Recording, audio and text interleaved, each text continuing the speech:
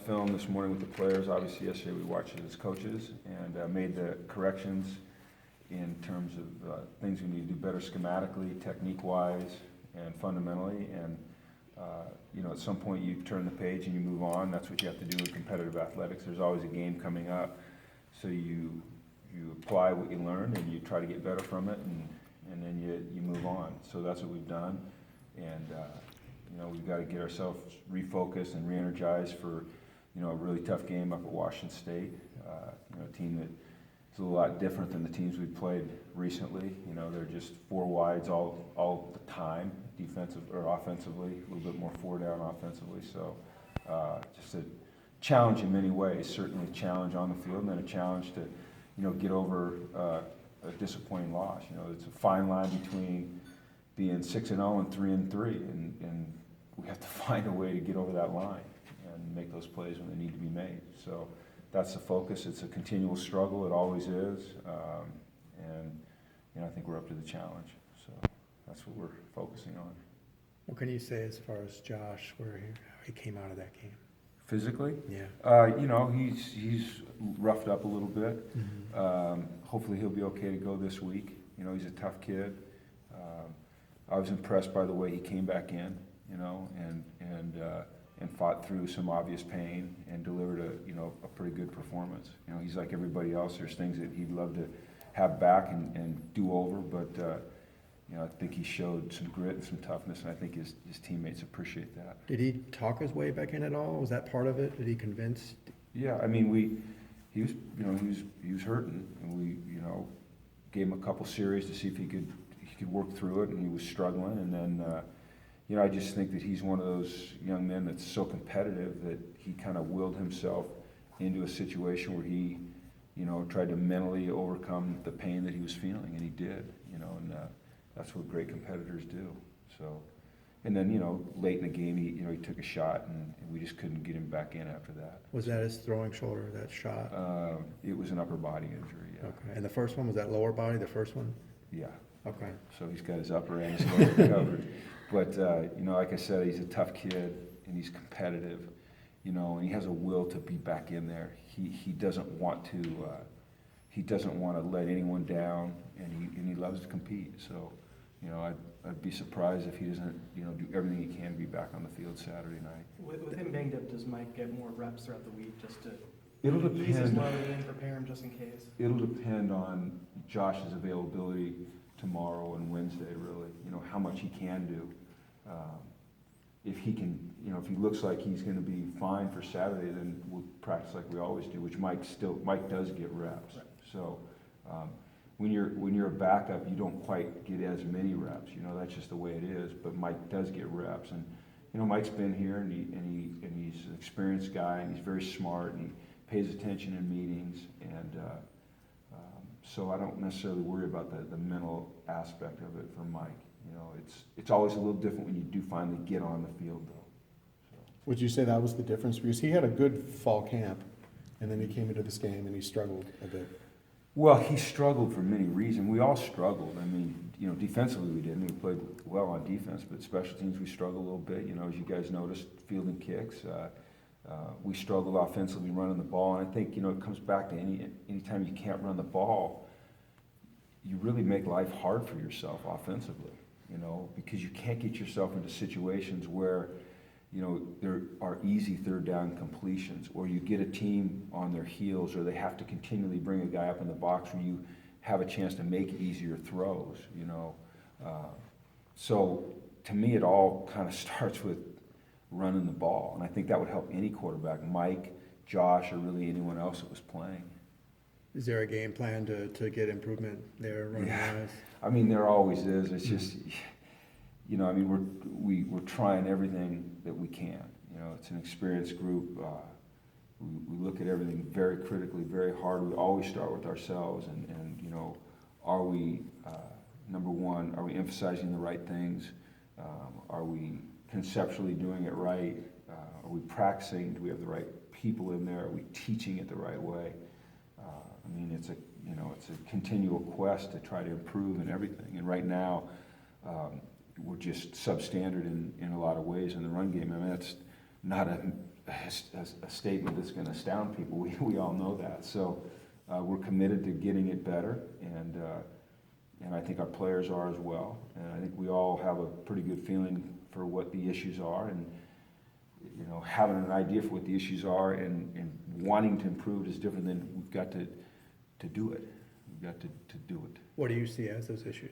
Well, I think there's a lot of them. I mean, it's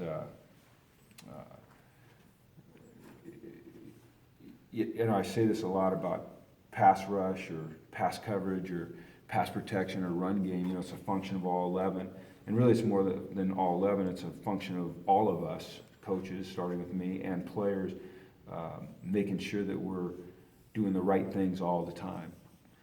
Making sure that in practice we're giving the proper looks to our players so that they get the repetitions they need to be able to react quickly in games. It's the players taking the coaching and applying it. It's extra study. It's a will to do it. So it's being on the same page on every single play, not having a one-person breakdown here and a one-person breakdown there. And a lot of times, at least in my experience through the years, when you're struggling in one area, it's because you're having that continual one person here, one person there breakdown. And every time, no, I shouldn't say every time, but when I think back to my career at times when there have been struggles in a particular part of a game, pass rush, pass defense, run defense, whatever it may be, it's because of that. And so it's finding consistency, and it's hard to find that. And once you get it and you start riding that wave again, you feel good about it. But right now, we don't feel good about it, and we've got to find a way to feel good about it. You expect to be at full strength at running back this I would week? hope so, yeah. I think it's early to tell, but hopefully we'll be at full strength. Are those one-person breakdowns coming from the same group at the same, or continually, or do they kind of jump around as Well, the they're weeks jumping gone around. on? That's the problem, is you got 11 guys that have to do it right every play, and it's hard to ever find a play in football where everyone does it right. It's just hard. I mean, those guys over there, they're trying to beat you. They're scheming you up too.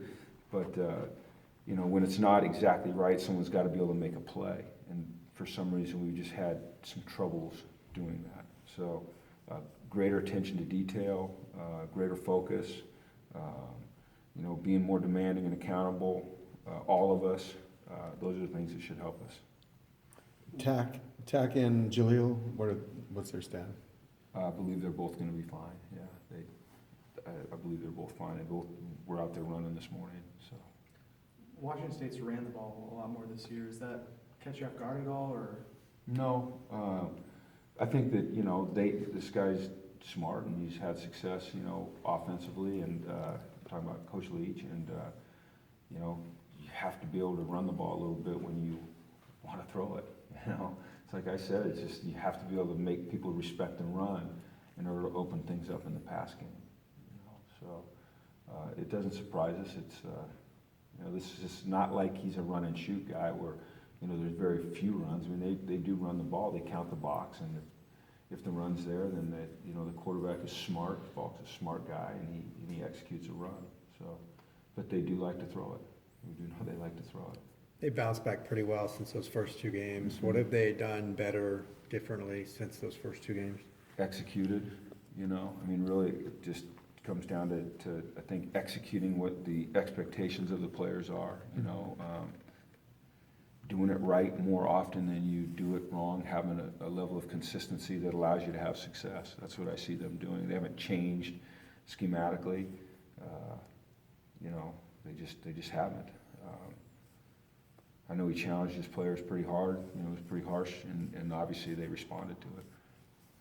Do you do anything different going to play at Pullman? Is there any kind of different approach, anything that you do?